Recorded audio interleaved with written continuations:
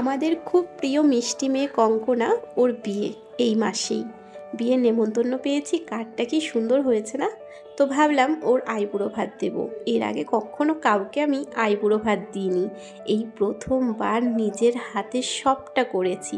রান্না থেকে শুরু করে সাজানো সবটাই আমার একার হাতে, আর ফুল দিয়ে ওর নামটাও লিখে দিয়েছি। কেমন হয়েছে সেটা তোমরা আমাকে অবশ্যই জানাবে। যাই হোক, চলো আমাদের মিষ্টি মেয়ের সাথে তোমাদের আলাপ করিয়ে দিই। দেখো কত মিষ্টি, ও সত্যি খুব মিষ্টি একটা মেয়ে। তো দেখো আমি কি কি মেনু করেছিলাম সবটা বলা সম্ভব না এইটুকু ব্লগের মধ্যে, তোমরা দেখে চেনার চেষ্টা করো কি কি আছে। আমার একার পক্ষে যতটুকু সম্ভব আমি করেছি, এবং সবটাই ওকে খুশি করবার জন্য। আর ও খুব খুশি হয়েছে, ও তো ভীষণই খুশি।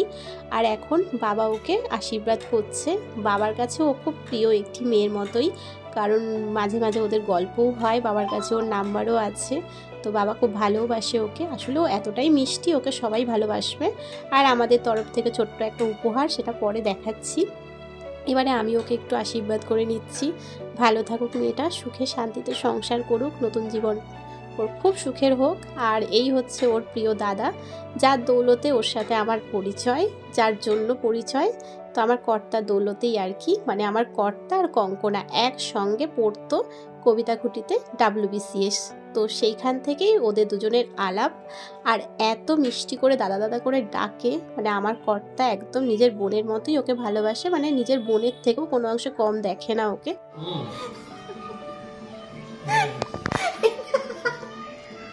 কামড় দাও, কামড় দাও, কামড় দাও, কামড়াও, কামড়াও, কামড়াও, কামড়াও, তাড়াতাড়ি কামড় দাও। কত বড় হা করেছে, ওই দিকটা কামড়ানো যায়? ঠিক আছে, চলো এইবার তোমাদের দেখাই কঙ্কনাকে কি দিলাম।